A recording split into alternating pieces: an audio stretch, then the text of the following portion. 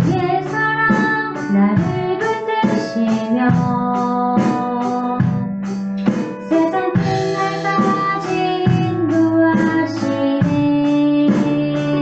주님만이 내 아픔 아시며 주님만이 내 마음을 만지네. 어느 누구도 나를 향하시 주님의 사랑을 끊을 수 없네. 주님만이 내 능력이시며 주님만이 나의 구원이시네. 어느 누구도 나를 향하시 주님의 사랑을 끊을 수 없네. 주님만이 내 능력이시며 주님만이 나의 구원이시네. 어느 누구도 나를 향하시 주님의 사랑을 끊을 수 없네. 아멘. 감사합니다. 하나님께 영광의 박수 올립니다.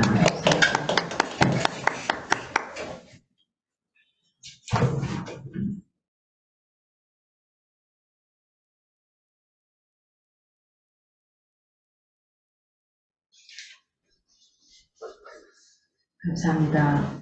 오늘 함께 보실 말씀은 요한복음 8장 21절에서 30절 말씀입니다. 요한복음 8장 21절에서 30절 말씀입니다. 제가 한 절, 여러분이 한 절, 있는 자리에서 함께 큰 소리로 함께 하겠습니다. 다시 이르시되 내가 가리니 너희가 나를 찾다가 너희 죄 가운데서 죽겠고 내가 가는 곳에는 너희가 오지 못하리라. 유대인들이 이르되 그가 말하기를 내가 가는 곳에는 너희가 오지 못하리라 하니 그가 자결하려는가. 예수께서 이르시되 너희는 아래에서 났고 나는 위에서 났으며 너희는 이 세상에 속하였고 나는 이 세상에 속하지 아니하였느니라. 내가 너희에게 말하기를 너희가 너희 죄 가운데서 죽으리라 하였노라. 너희가 만일 내가 그인 줄 믿지 아니하면 너희 죄 가운데서 죽으리라. 그들이 말하되 내가 누구냐? 예수께서 이르시되 나는 처음부터 너희에게 말하여 온 자니라.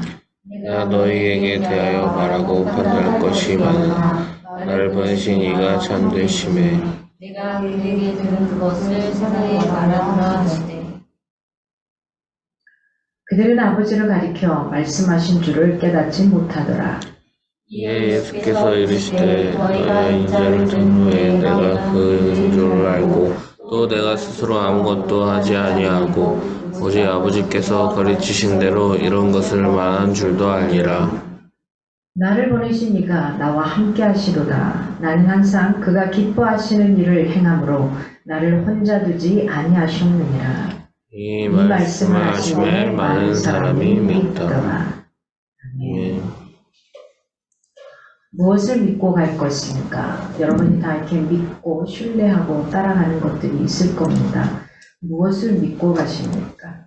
누군가가 나를 믿어준다고 할 때는 어떻게 해줄 때 믿는 겁니까?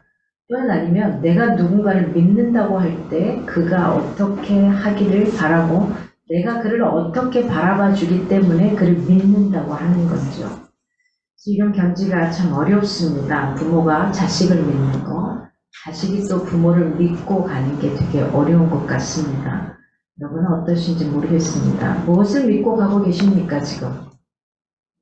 저는 제가 중학교 2학년 때 한 번 그 하나님을 믿기로 결정한 다음부터 제 마음에는 흔들림이 없었습니다. 그리고 제가 신뢰하고 믿었던 그분은 저를 배신하는 일도 없었습니다. 그러나 사람이라는 존재는 때로는 믿고 따라가지만 저를 등을 치기도 하고요. 때로는 원하지 않든 원하든 어떤 일이 벌어지기도 합니다. 근데 결코 저를 배신하거나 저를 실망시키지 않는 분은 하나님이셨습니다.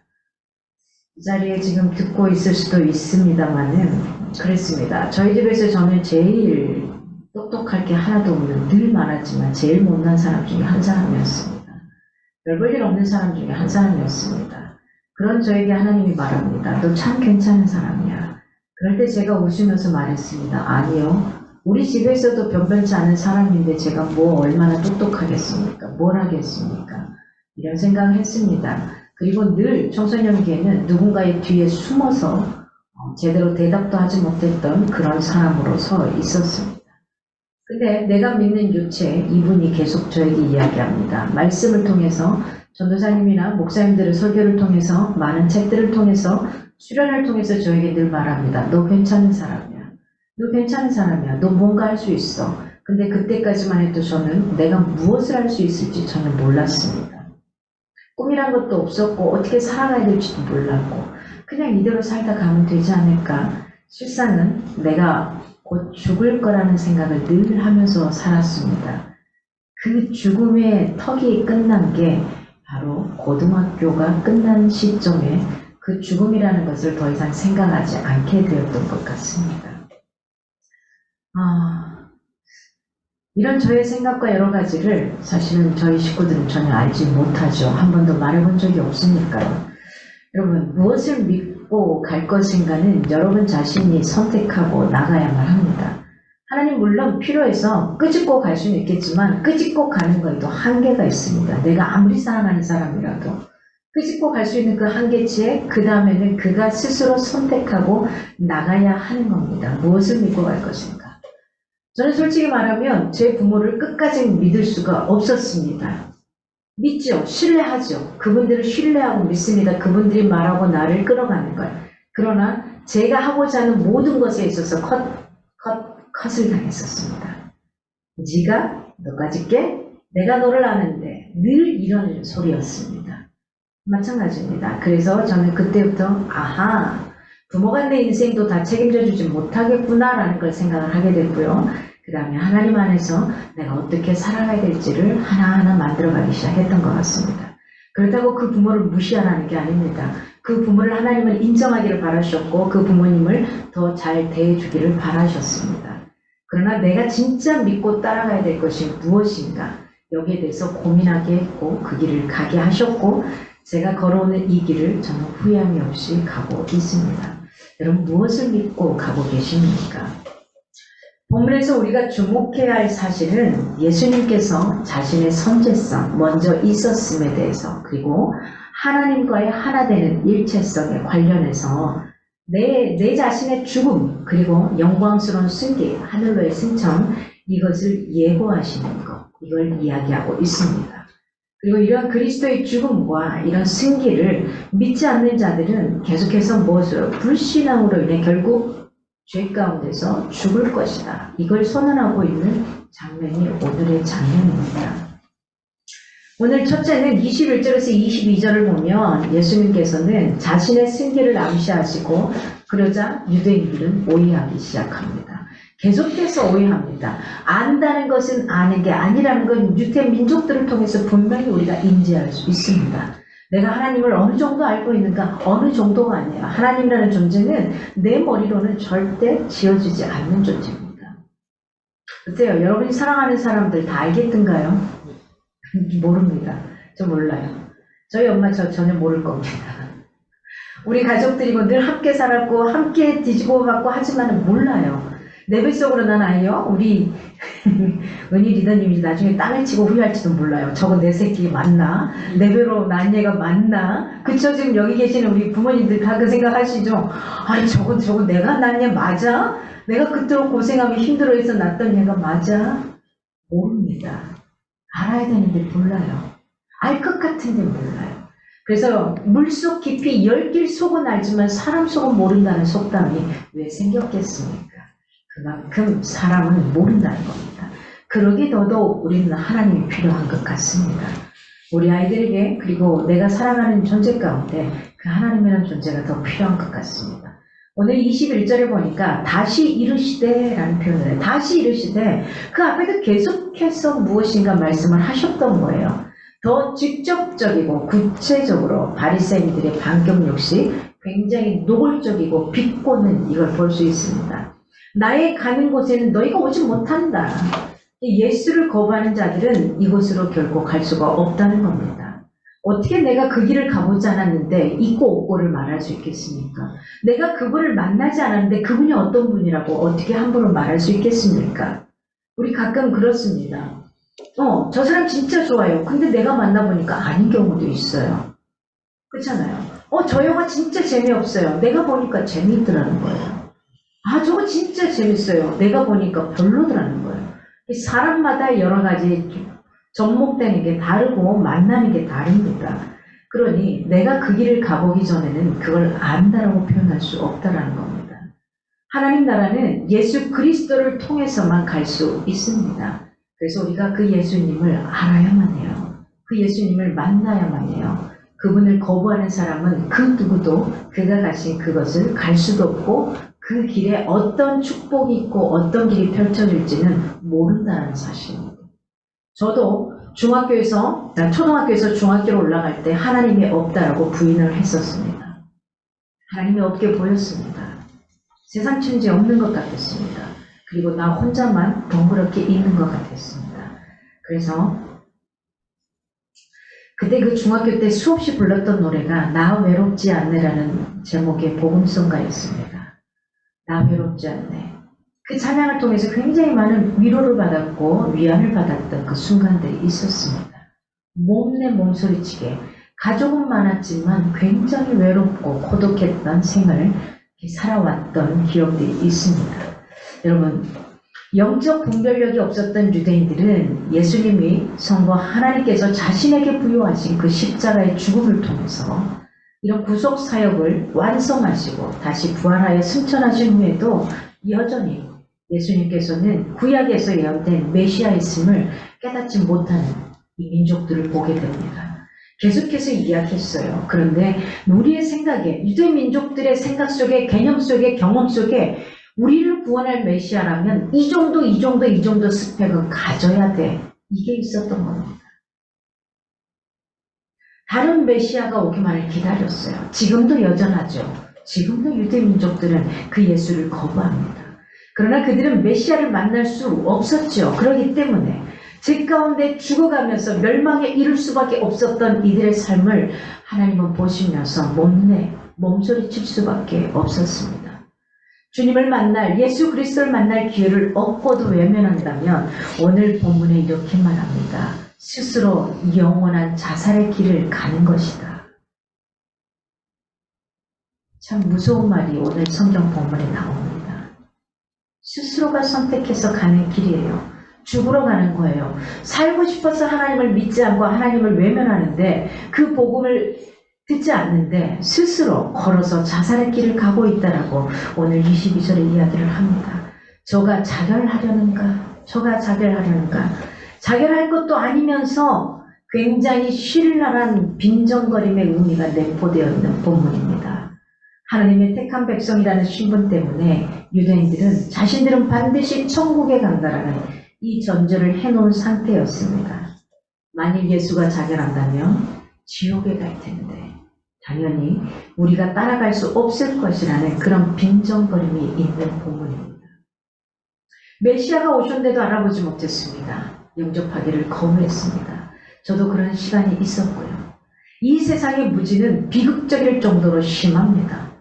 하나님과 진리 그리고 하나님의 아들을 깨닫지 못한다는 사실은 이 유대인들을 통해서 충분히 입증되고 있습니다. 결국 하나님과 그의 뜻을 깨닫고 믿는 자는 그 마음에 할례를 받은 자입니다. 본질적으로 하나님께 속한 자들임을 다시 한번 확인할 수 있습니다. 예수 그리스도를 영접하며 영원한 생명을 얻을 수 있는데 그것을 거부하니 그들에게는 결국 뭐만 남을까요? 하나님의 진노와 그리고 영원한 심판만이 그들을 기다리고 있을 뿐이라는 사실입니다. 늘 생명의 근원 되신 주님과 교제하고 주님의 생명이 우리 영혼에 충만하도록 우리가 만들어야만 합니다.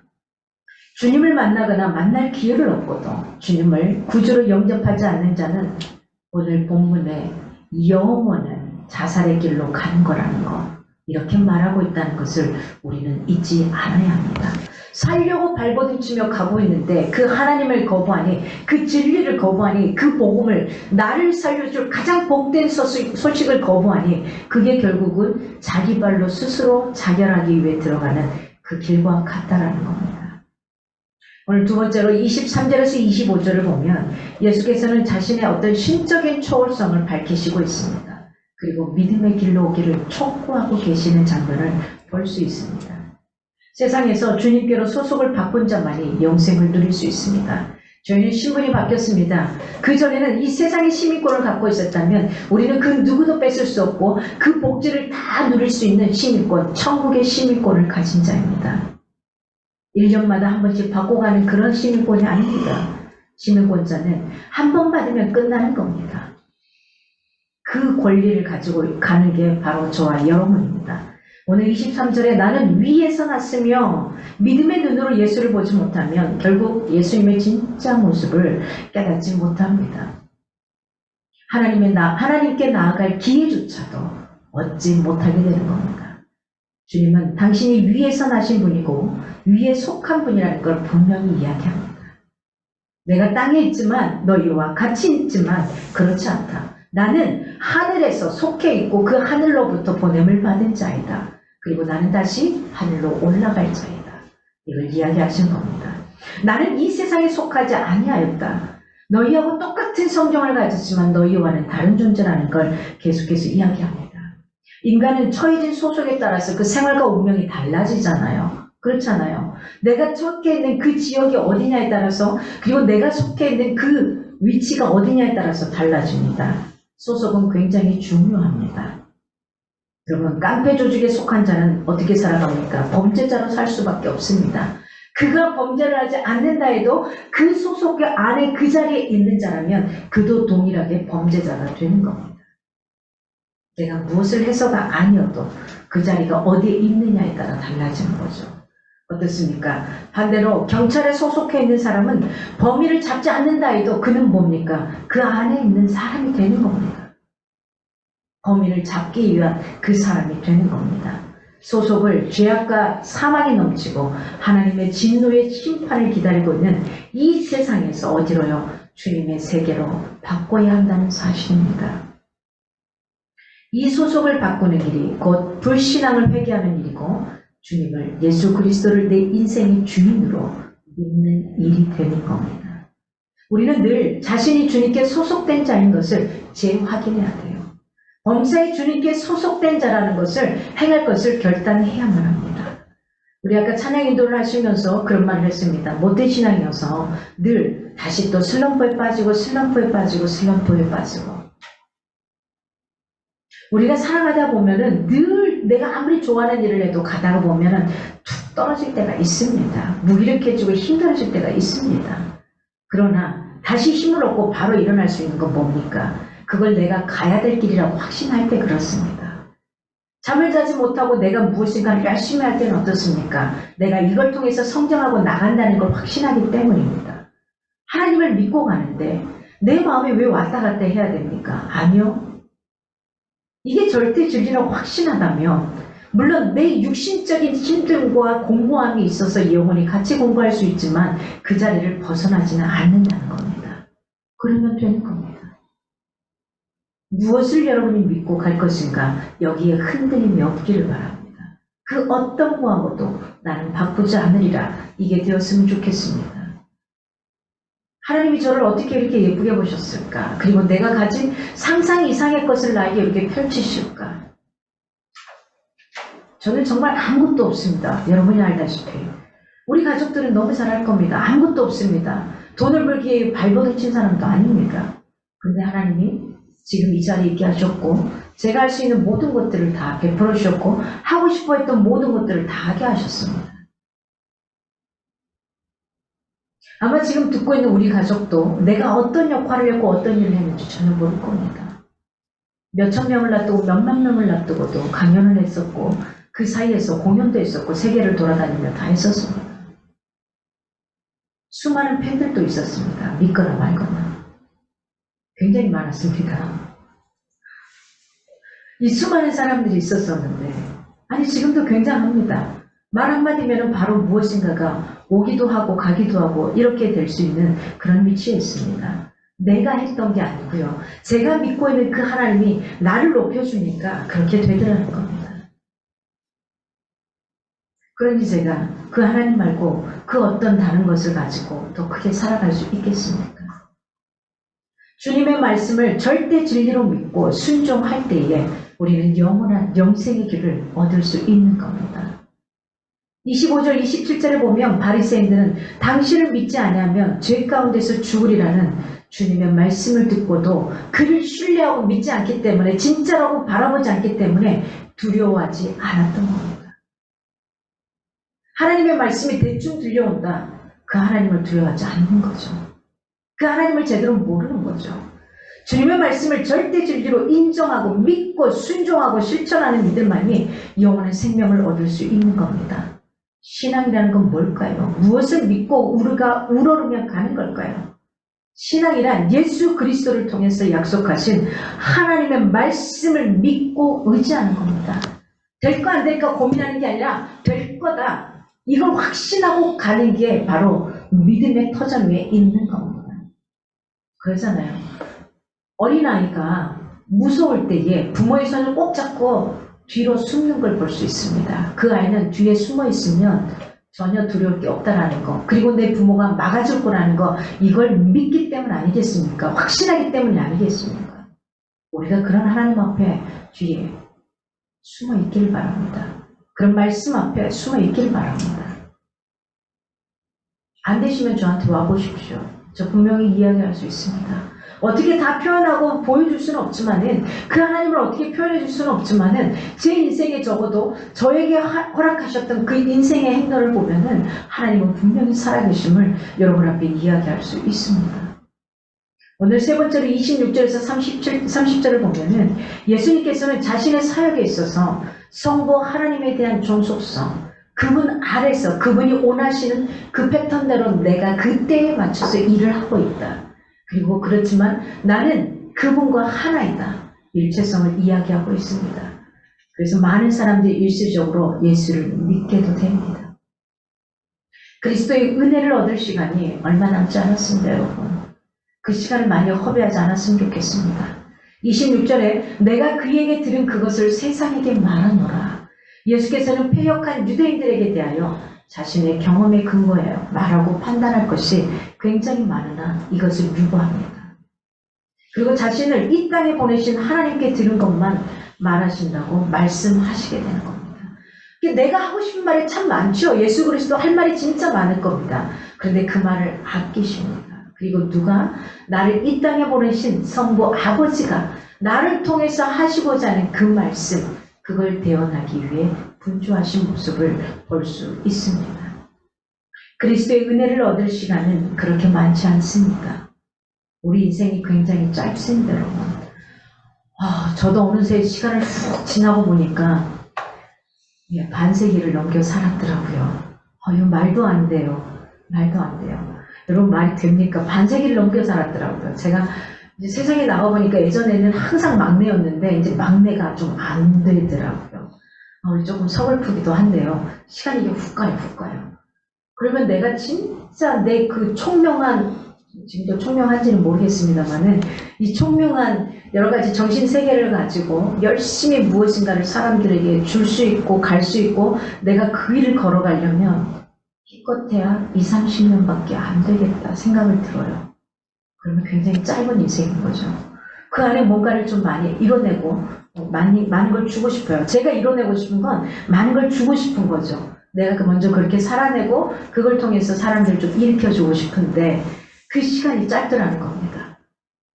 그 시간이 짧더라는 거예요. 여러분 어떠세요? 정말 휙하지 않아요?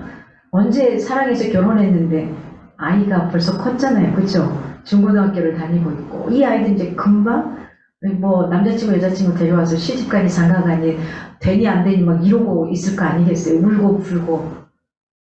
그러다 보면 훅하죠. 우리 은인이들은 지금 아직 먼 일 같지만 이제 나오면 금방이야. 이제 올해 딱 나오면 이제 금방이야.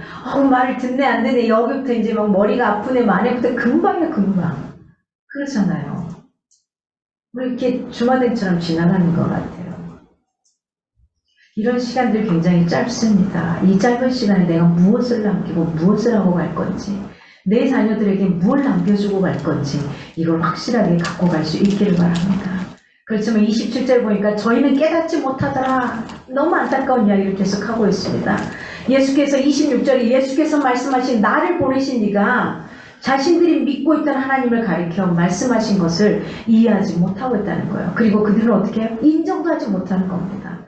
지금 계속해서 요한복음에 이야기하잖아요. 그 유태민족들 너무 안타까워서 계속해서 이야기해요. 이야기하고 또 설득하고 또 설득하고 또 설득하고 그래도 몰라요. 십자가에 달리신 그리스도가 유일한 구원의 방편이라는 것, 이걸 여러분이 알든 모르든 일단 믿고 한번 가보면 어떨까, 이렇게 제안하고 싶습니다. 28절에 너희는 인자를 둔 후에 알고 알리라. 이 말은 원어로 보면 토테 그노세스테 이겁니다. 이걸 원문으로 번역하면 그리고 나서 너희가 알 것이다 라는 표현이에요. 그리고 나서 너희가 알 것이다. 이건 예수께서 십자가에 달리신 후에서야 비로소 그때 알게 될 것이다. 그리스도의 십자가는 유대인들에게는 이렇게 표현합니다. 거리끼는 것이다 라고 표현합니다. 그러나 헬라인들에게는 굉장히 미련한 것이다. 바로 그러한 십자가가 너희에게는 도가 되기를 바란다는 거죠. 십자가의 도가 우리 인간을 구원하는 그 도구가 되었다는 사실입니다. 인간을 죄에서 구원하시는 하나님의 능력이고 지혜, 높이 들리신 그 주님을 놓지 않기를 바랍니다. 십자가에 달리신 주님을 경외하는 사람이 두렵고 떨림으로 그분을 바라보는 사람만이 영원한 생명에 들어갈 수 있습니다. 우리 인간은 사람들 믿든 안 믿든 영혼이 있는 사람이라고들 표현합니다. 많은 드라마들도 어떻습니까? 죽은 다음에 훅 나와서 육체와 분리되어서 바라보는 거 볼 수 있습니다. 그렇습니다. 내 영혼이 분리되어 하나님 앞으로 돌아가게 됐습니다. 그 다음에 인생길을 어떻게 보내겠습니까?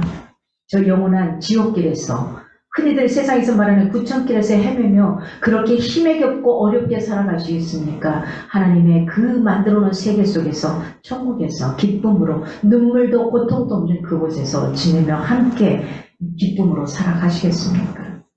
하나님의 풍성한 은혜는 성도의 충성도와 비례합니다.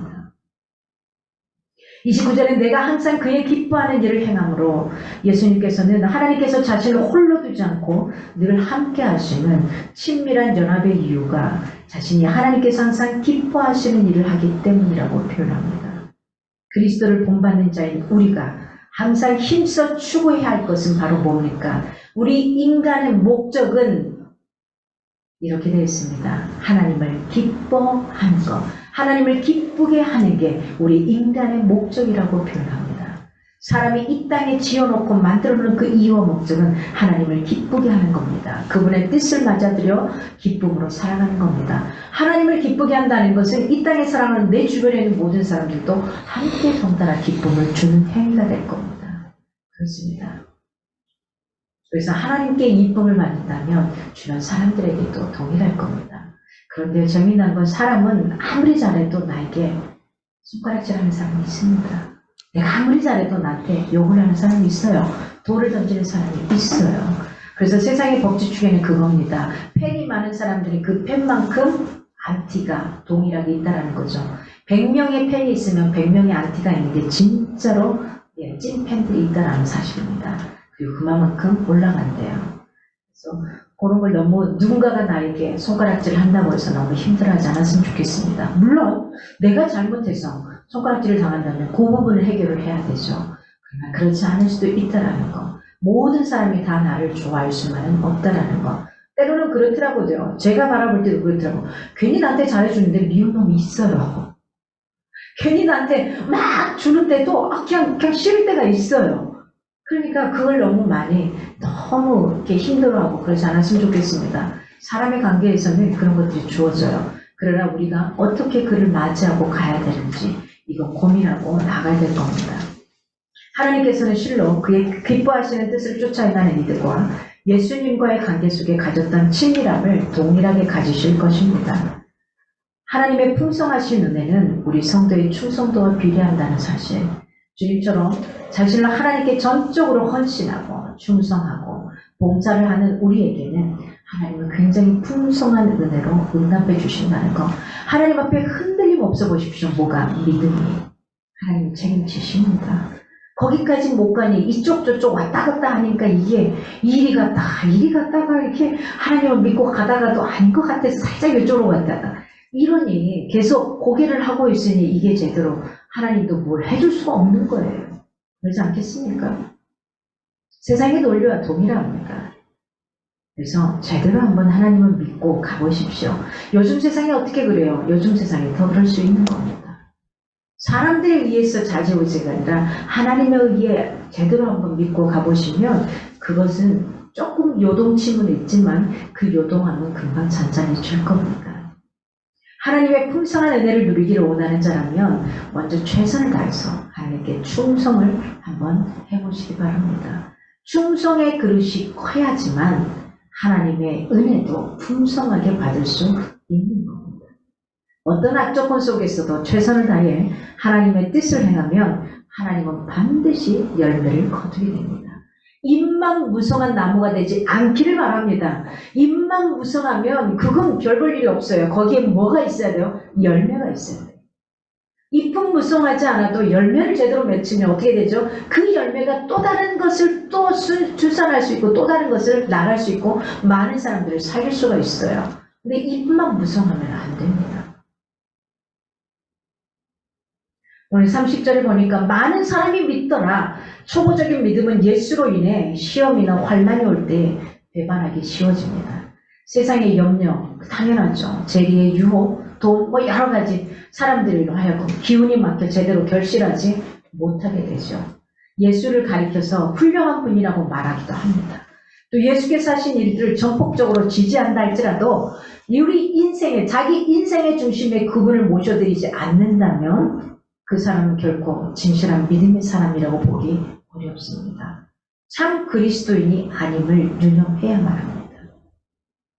우리는 주님이 대적자들 앞에서 어떤 자세를 지니고 행하셨는지를 주시하고 본받아야만 해요. 사람들의 조롱 그리고 무시에 낙심치 않고 함께 하시는 하나님 아버지를 의지하며 감사드리며 가신 게 예수님이셨습니다. 다 때려치고 갈 수도 있었어요. 나 치사해서 못하겠어. 더 이상 안 하셔도 될 수 있는 분입니다. 그런데 그렇게 하지 않습니다. 동일하게 우리와 동일한 성경을 가지시고 인간의 몸으로 오셔서 그 조롱과 비참함을 그대로 다 받으셨어요. 왜요? 그보다 더 큰 대의적인 나의 아버지가 나를 통해 하실 그 일을 위해서 그때까지 기다리셨던 겁니다. 때로는 우리는 복음 때문에 대적당하기도 하고요. 조롱하는 사람들 앞에서 힘들기도 합니다. 그럴 때마다 의연하고 담대하게 온유하게 그들을 주의 길로 인도할 수 있게 하나님께 기도하며 나갈 수 있는 저와 여러분이 되었으면 좋겠습니다. 여러분에게 분명히 이야기할 수 있습니다. 하나님은 살아 계십니다.